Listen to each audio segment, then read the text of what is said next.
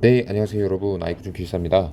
오늘은 어떤 계산 문제가 아니라 소방 위험물 안전관리법 시행령 개정 관련 내용을 가져왔습니다. 어, 요약을 해서 말씀을 드리면 위험물 품명 그리고 지정 수량 변경이 되었습니다. 그 내용을 바로 들어가 보도록 하겠습니다. 네, 먼저 왜 바뀌었는지를 설명을 해 놓았는데요. 좀 먼저 강조해둔 표시만 읽어보면 현행 규정은 제5류 위험물 지정 수량을 10kg, 100kg, 200kg로 구분하고 있으나 지정 수량 200kg을 판정하는 법적 근거가 명확하지 않다. 이 법적 근거는 제가 뒤쪽에 실어 놓았으니 그때 소개해 드리겠습니다. 그래서 원래는 10kg, 100kg, 200kg로 구분했는데 이제는 제1종, 제2종으로 구분을 한다고 합니다. 그에 따라서 지정 수량이 10kg, 1종은 10kg, 2종은 100kg로 변경이 되었습니다. 자, 그리고 화학물질 명칭이 정비되었습니다. 즉 품명의 이름이 바뀐 것입니다.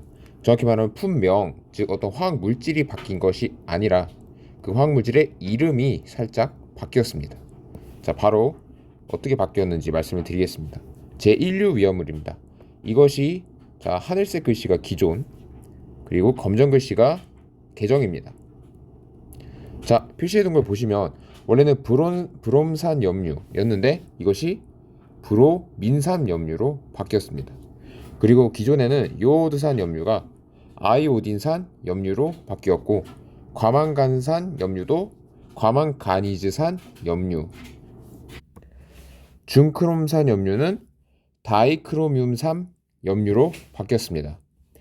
이게 조금 원래 기존 거가 좀 일본식 영어였다면 이제는 좀 미국식 영어로 바뀌었다고 볼 수 있습니다. 옛날에 화학을 배우신 분들은 이 I를 요오드라고 배웠는데 이제는 아이오딘이라고 배웁니다. 즉 영어 발음에 맞춰서 좀 더 가까워진 것이죠. 그래서 요즘 화학을 배우시는 분들한테는 좀 더 이해가 빠를 것 같은데 원래 기존 걸로 알고 계셨던 분들은 오히려 좀 더 혼선이 되지 않을까 싶습니다. 그래서 이 부분을 차이를 잘 판단하셔서 암기를 해두시는 게 좋겠습니다. 아마 시험에 나온다면 요 바뀐 대로 쓰셔야 하기 때문이죠. 이제 다음으로 이류 위험물입니다. 이제 이류 위험물에서 크게 두 가지가 바뀌었는데요. 황활인과 유황이 황화, 인과 황으로 바뀌었습니다. 그리고 오류 위험물, 오류 위험물도 이름이 바뀐 것, 그리고 오류 위험물은 지정 수량도 바뀌었습니다. 자, 먼저 이름부터 보겠습니다. 질산 에스테르류가 질산 에스터류, 그리고 니트로 화합물은 나이트로 화합물. 자, 니트로가 원래 이렇게 쓰는데 일본식으로 읽었다면 이제 미국식으로 읽는 것이죠. 그래서 니트로소도 나이트로소, 그리고 디아조도 이제 디아조인데 이것을 다이아조 화합물이라고 읽고, 히드라진도 하이드라진 유도체, 히드록실아민도 하이드록실아민, 히드록실아민 염류도 하이드록실아민 염류로 바뀌었습니다. 꼭 이렇게 암기를 해주셔야겠습니다. 자, 그리고 지정 수량은 1종, 2종에 따라서 각각 지정 수량이 바뀌었습니다. 이 1, 2종에 대한 기준이 찾아보았는데 잘 나와 있지 않아서 나중에 찾게 되면 영상으로 추가로 설명을 드리도록 하겠습니다.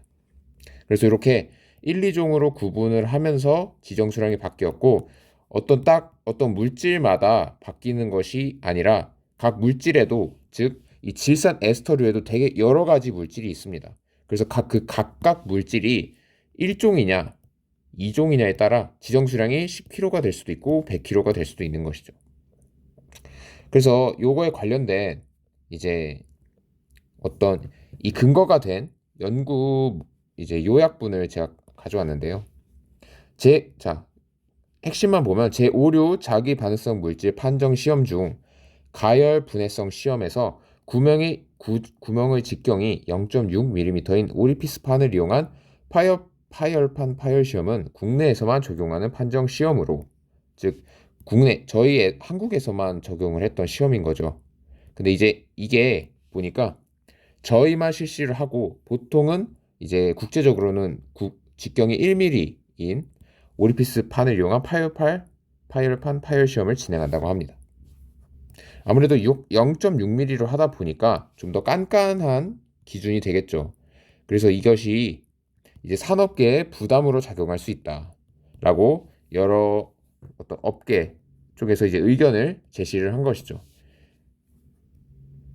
그래서 결론은 이제 0.6mm 오리피스 판을 이용한 시험을 하지 않고 이제 이거는 이제 부적절하다라고 판단을 한 것이고, 그리고 이제 이로 인해 정해졌던 위험물, 즉 오류 위험물 지정 수량을 바꾼다는 것입니다.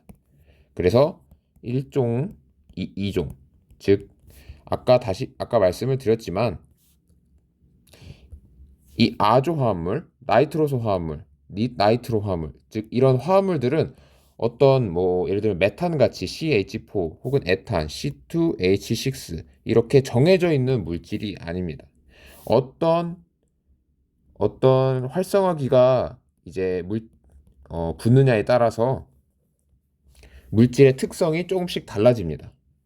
그래서 유기 과산화물의 경우에도 이렇게 산소가 있을 때, 즉 과산화기가 이렇게 형성이 되어 있을 때, 자, 저는 벤조일 퍼옥사이드를 좀 이렇게 그려 보았는데요. 자, 요것이 그대로 있고 이제 이쪽 부분이 어떤 물질이냐에 따라서 어떤 활성화 기냐에 따라서 이 물질의 특성이 조금씩 다 달라집니다. 이게 어떤 것은 더 위험할 수도 덜 위험할 수도 있어서 이것에 따라서 1종, 2종을 구분한다는 것 같은데 아직 정확한 기준은 아직 나오지 않은 것 같습니다. 이게 나오면 따로 영상을 올리도록 하겠습니다. 네, 이상으로 위험물 안전관리법 시행령 개정 내용을 한번 같이 알아보았습니다. 이제 기억해 두셔야 할 가장 중요한 거는 위험물 품명이 살짝 변경이 되었다는 것이고 오류 위험물의 지정 수량도 바뀌었다. 이것은 꼭 알고 가시면 되겠습니다. 이상으로 아이쿠준 길사였습니다. 더 궁금하신 내용 있으면 댓글 남겨주시면 감사하겠습니다. 감사합니다.